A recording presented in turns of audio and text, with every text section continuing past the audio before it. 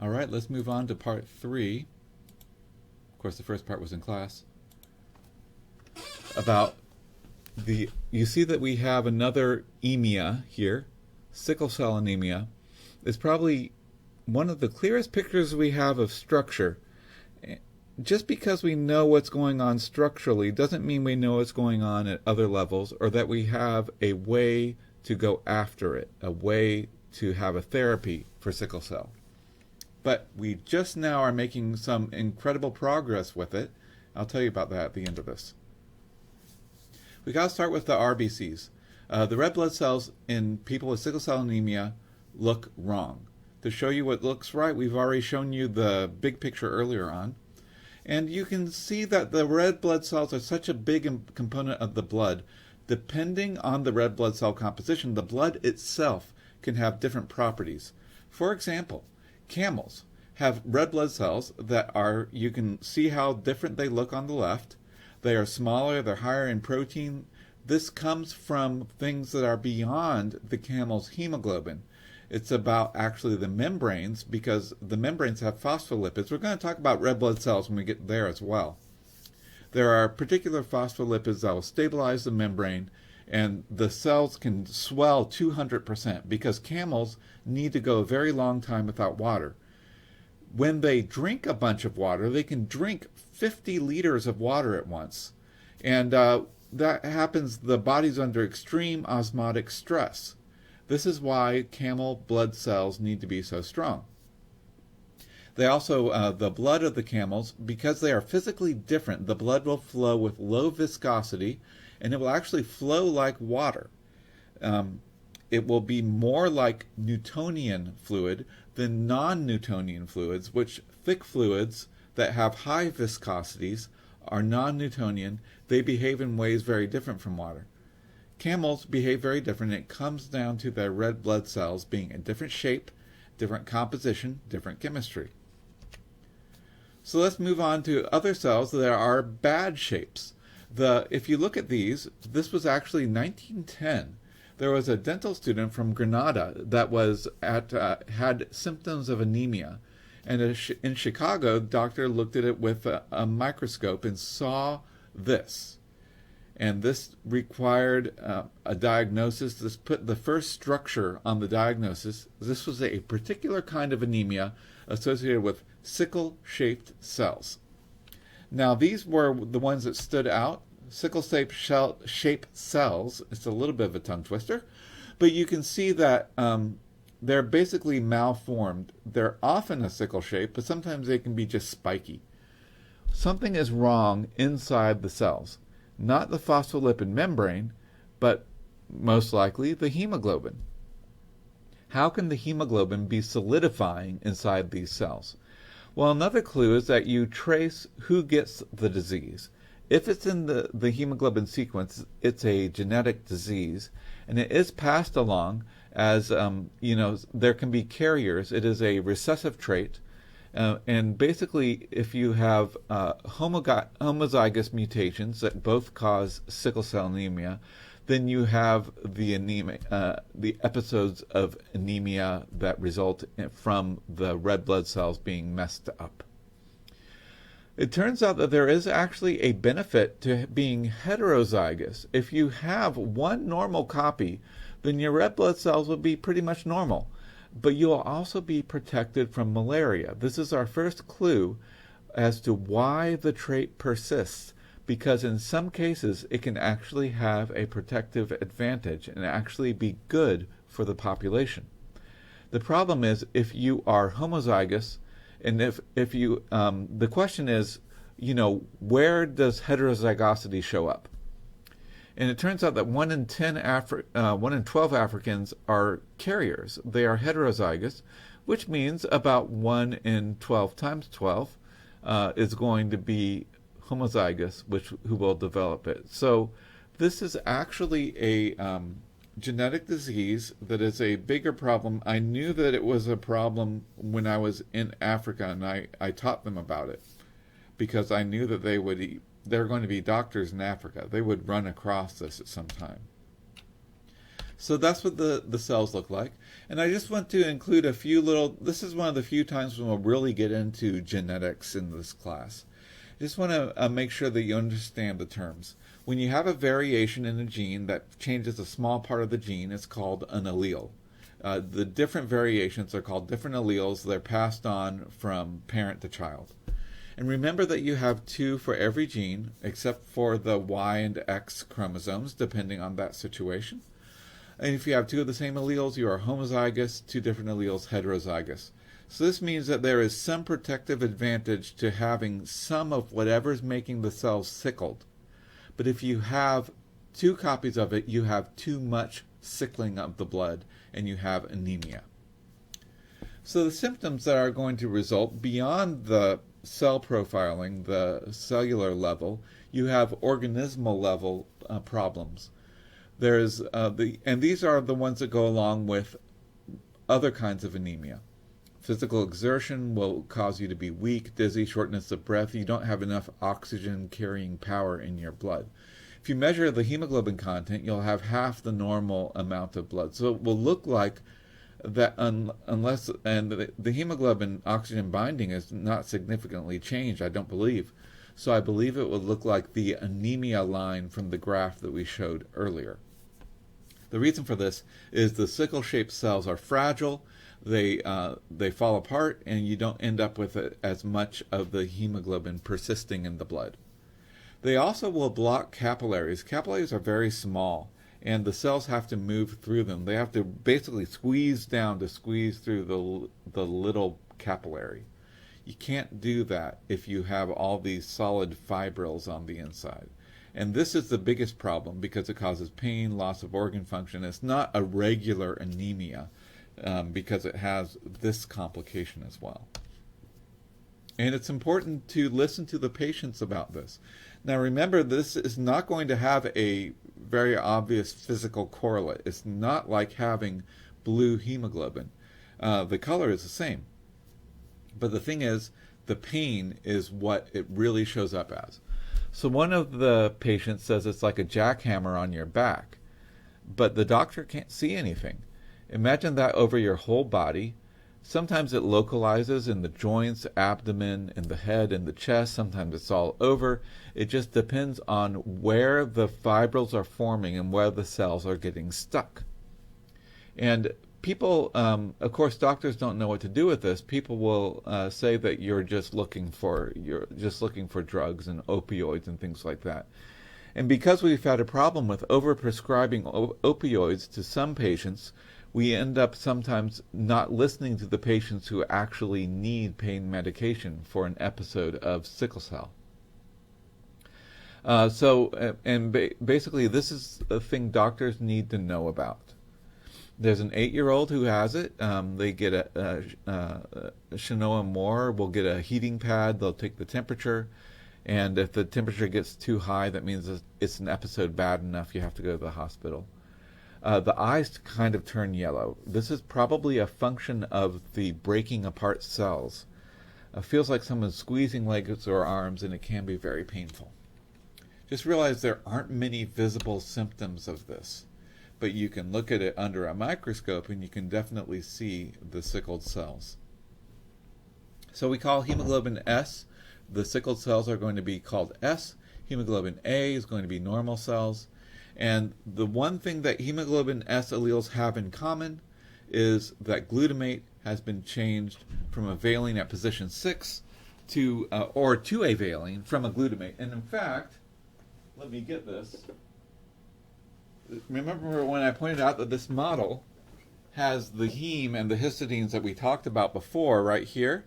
You flip it around, and the other end, it actually has the E6V position located. So this seems kind of strange. And by the way, this is only on the beta chain, because remember you have different alpha and beta chains. But because you have 2 beta chains in one hemoglobin, that means that in the context of the molecule, if you've got a valine up here, you also have one down here. So how could a change this small, it's even hard to find, result in such a big change in the symptoms of the cells themselves and the organism?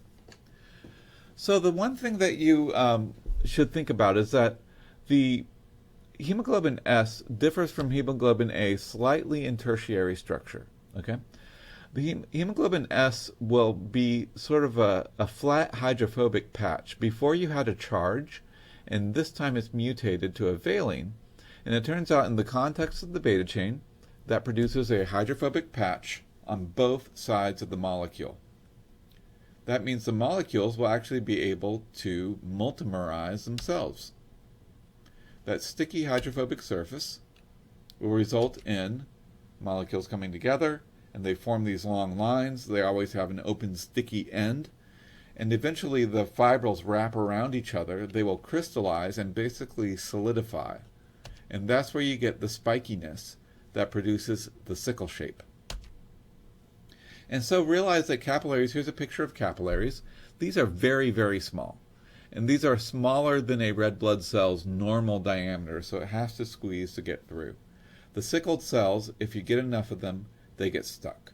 And that causes blockages, that causes pain, that causes the other symptoms. And so if you think about this, you have the symptoms of pain. Which organ has the most amount of small capillaries that red blood cells have to pass through? And certainly right up there is the kidney.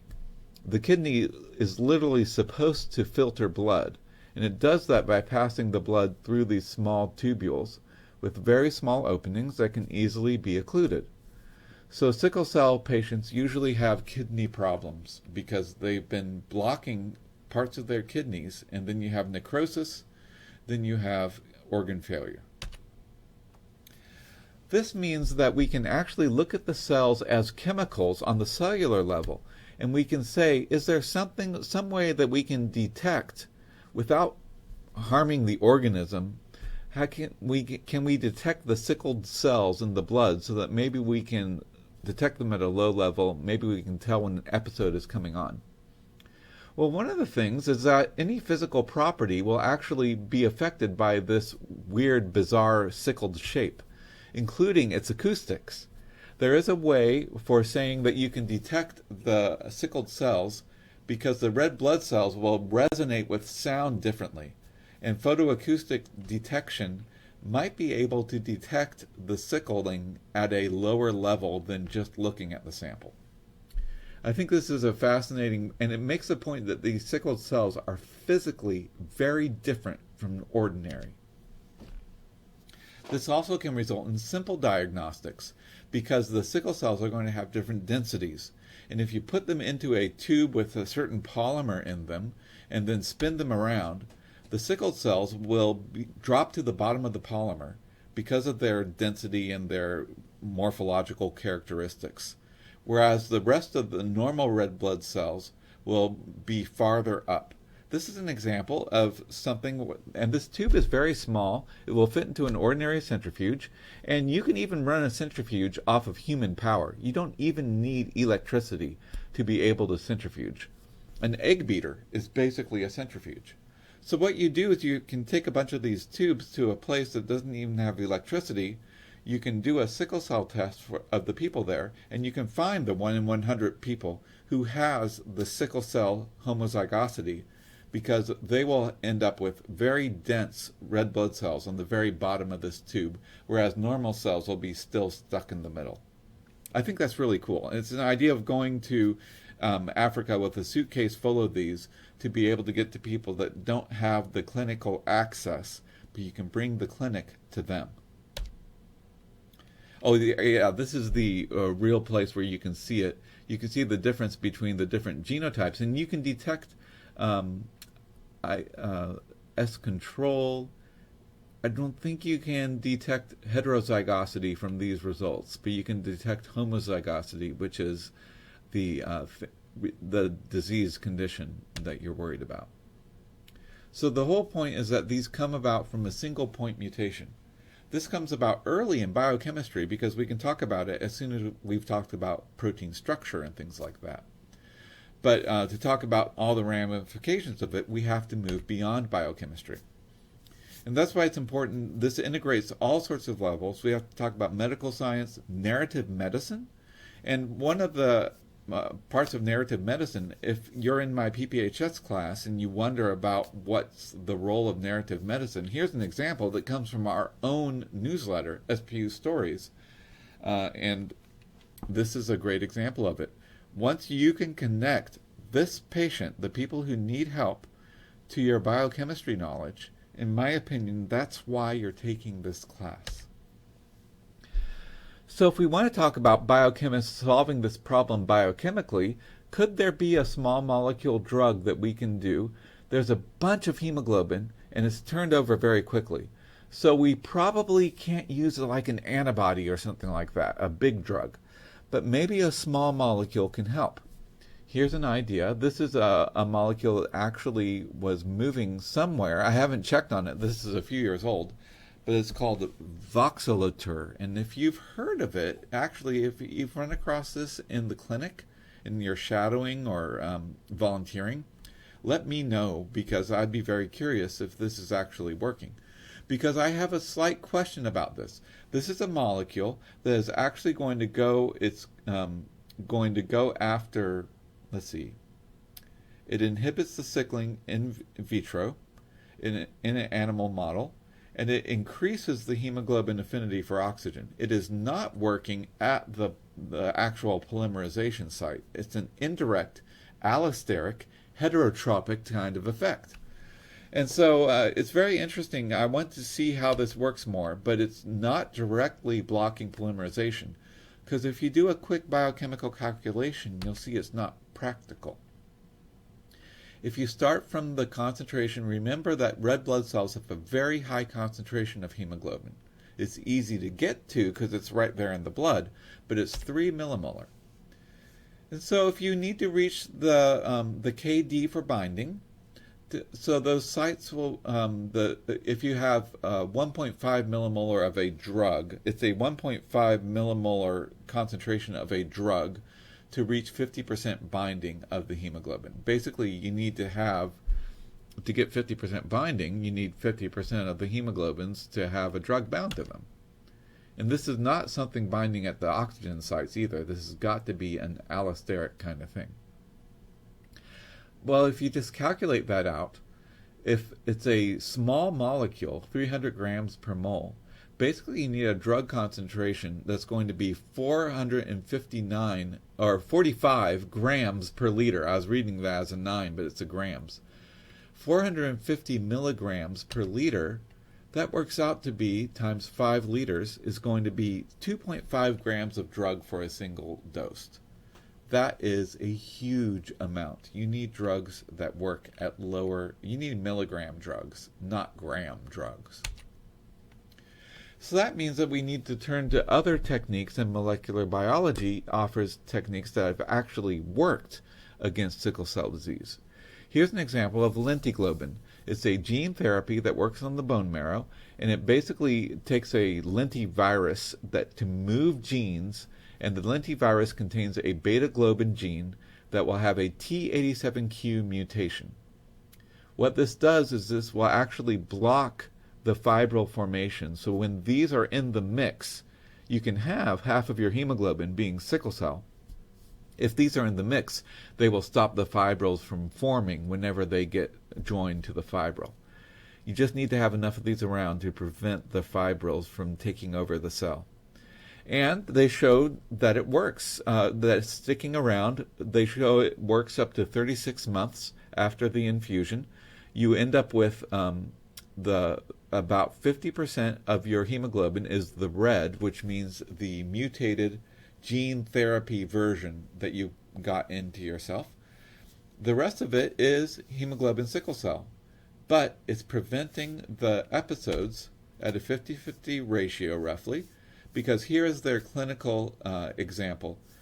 24 months before enrollment, everyone had like 5 to 10 events on average. Some people had up to 27 events where you have sickle cell events where the fibrils get really bad, the occlusion gets really bad, and the pain gets really bad. After the infusion, 6 months after, you ended up with 0 events. 36 months after, 0 events. So you didn't have any severe events anymore. This looks like it worked.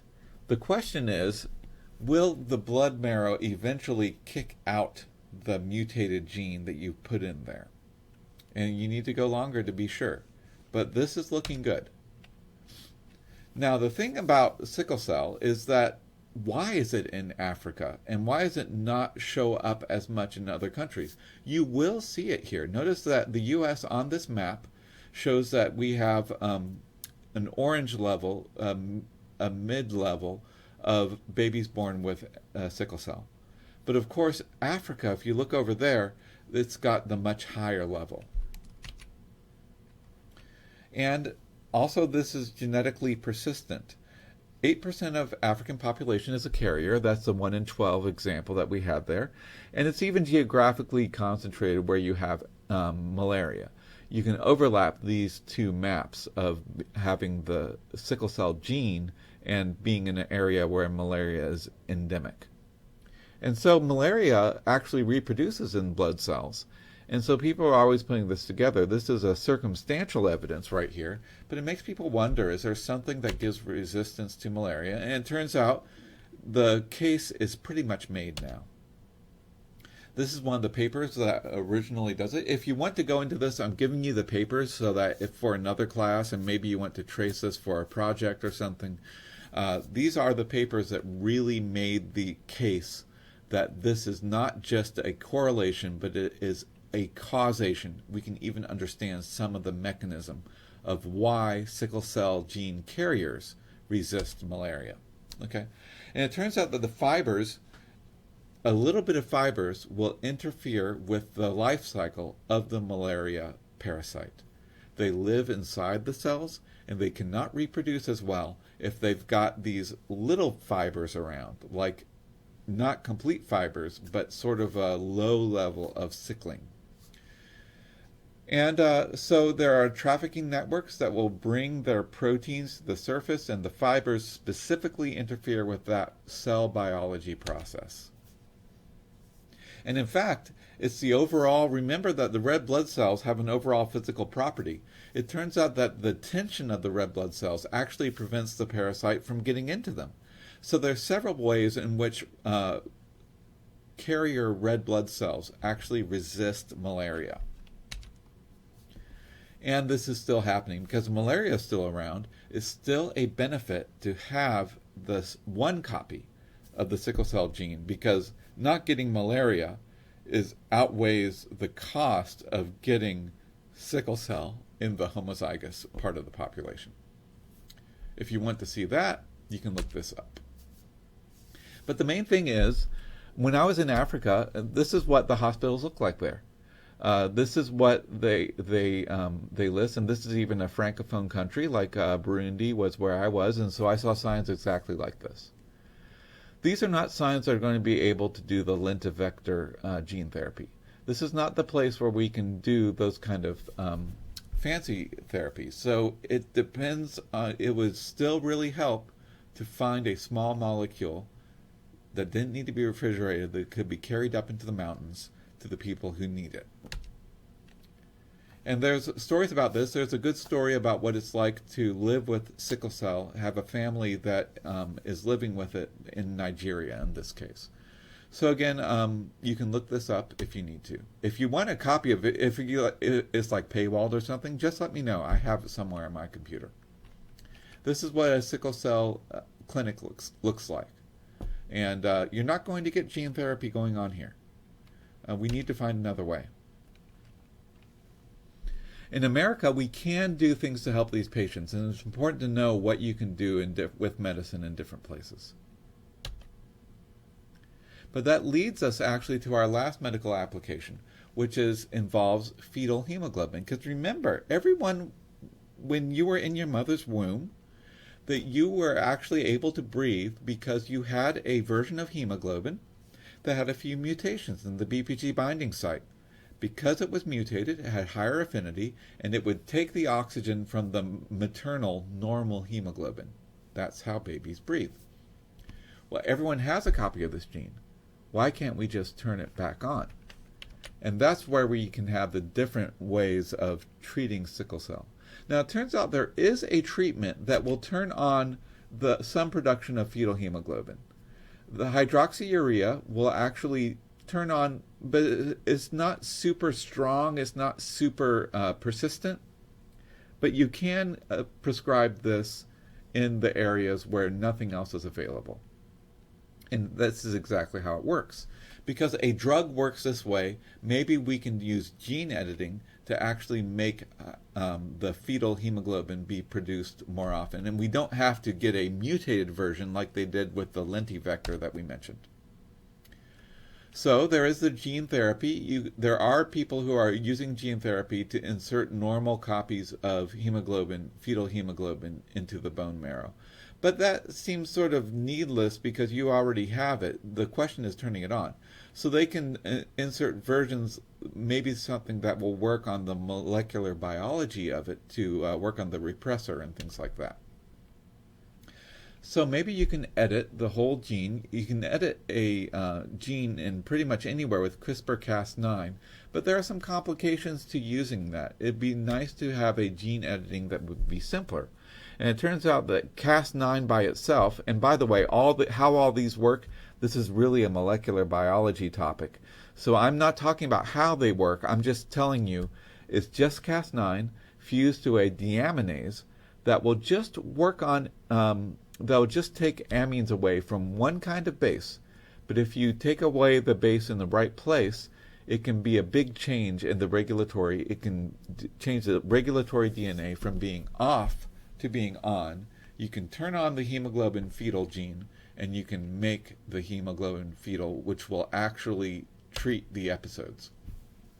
So there are different ways to do it. The molecular biology of how these differ is a little beyond our class, but I want you to see CRISPR, if you've heard about that, is very relevant here.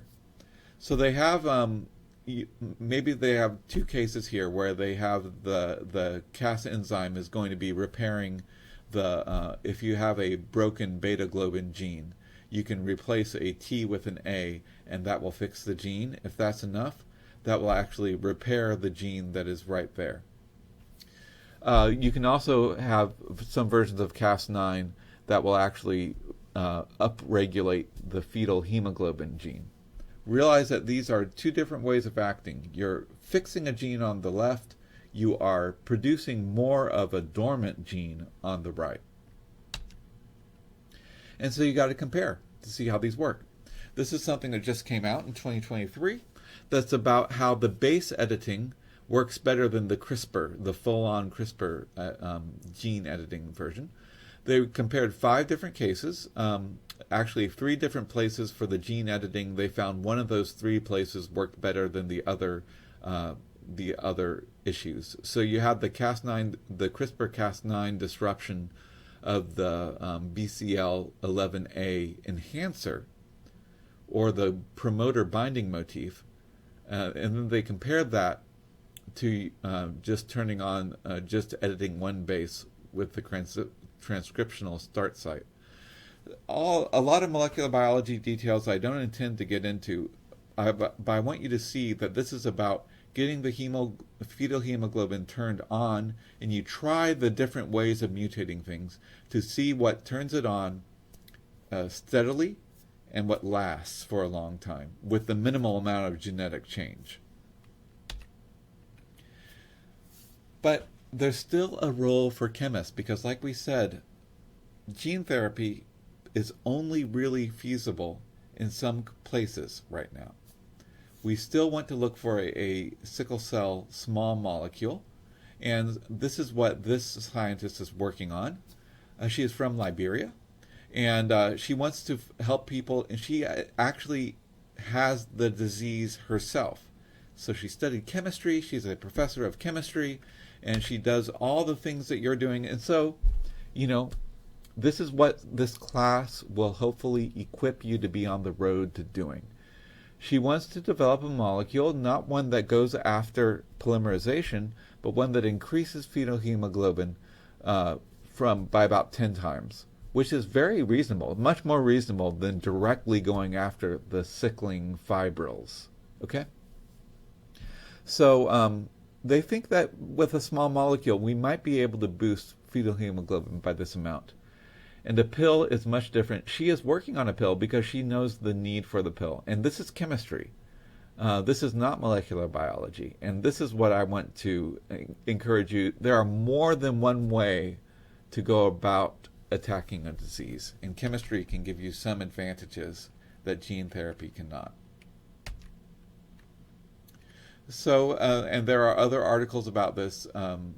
There's this article is another thing about the cost of these becomes a factor. If you want to be a doctor, you have to be able to think about the economics of it, because sometimes the therapy is out of reach of what people can pay. That's another reason why a small molecule can be produced in bulk, and then that's a pharmacological solution rather than molecular biological. So, I look forward to seeing what's going to work. I hope that all these can work and we can use gene therapy where it can be used, and then we can develop small molecules.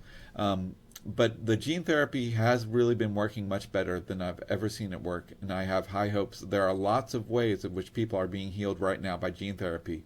I hope that the chemists can get similar success eventually with their small molecules. And so, yeah, that's where it's really at.